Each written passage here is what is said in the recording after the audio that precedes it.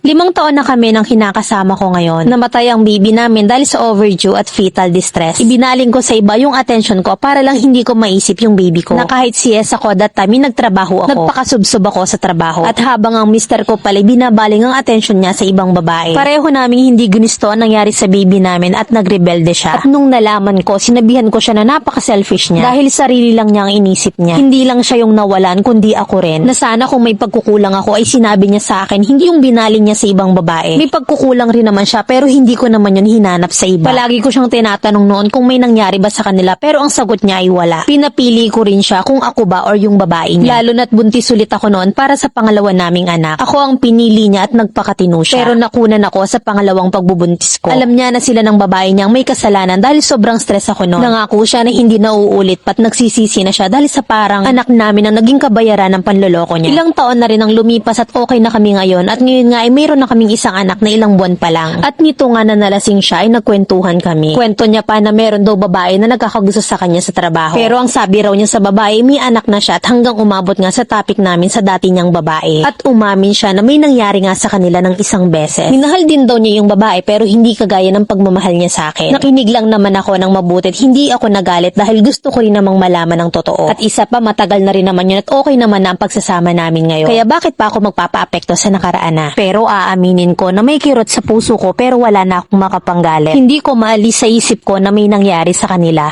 Niyaya niya ako mag-love making pero tumanggi ako at nagdahilan na lang ako na wala akong gana. Dagdag pa yung pag-amin niya na may babae nagkakagusto sa kanya sa trabaho. Hindi ko maintindihan kung ano yung nararamdaman ko at hindi ko magawang magalit. Pakiramdam ko wala akong gana sa lahat ng bagay. Ang nasa isip ko na lang ngayon ay kailangan ako ng anak ko. Kaya ang sabi ko sa mister ko, pag dumating yung time na ayaw na niya sa akin, magsabi lang siya at handa akong palayain siya. At sana sa oras na kailanganin ka ng anak mo, dapat andyan ka palagi. Dahil ayokong maramdaman na anak ko yung pagkukulang sa kanya. At ayokong maranasan niya yung naranasan ko noon. Sana mamilin mabigyan niyo ako ng advice. From our letter sender, Anonymous.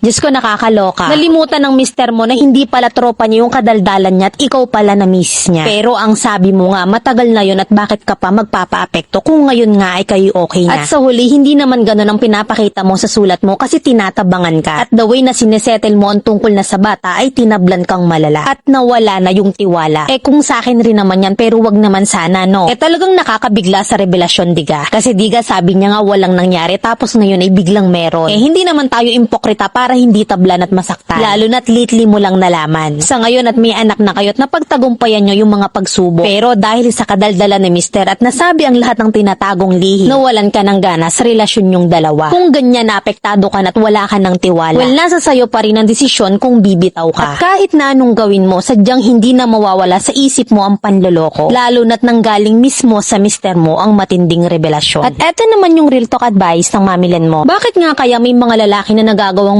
babae tapos sa huli babalik pa rin naman sa sariling pugad? Ano bang kinaibahan ng pugad nila sa pugad ng misis nyo? Kung ang goal mo lang ay tumikim ng ibang putahe kasi naumay ka, bakit hindi ka na lang mag-atsara? Kung may hindi pagkakaunawaan at kakulangan, bakit hindi i-open sa isa't isa at i-resolba? Kesa magpalimlim sa pugad ng iba. Tapos ang ending ay babalik ka rin naman pala. So anong pinairal? Yung kalipugan at katakahan, ganon. Wag mong kimkimin yung nararamdaman mo sa kanya. Mag-usap kayo at magpaka-honest ka. At kung sakali na magpapatawad ka, yung sagad pati puhunan. Walang sumbatan at hukayan ng nakaraan.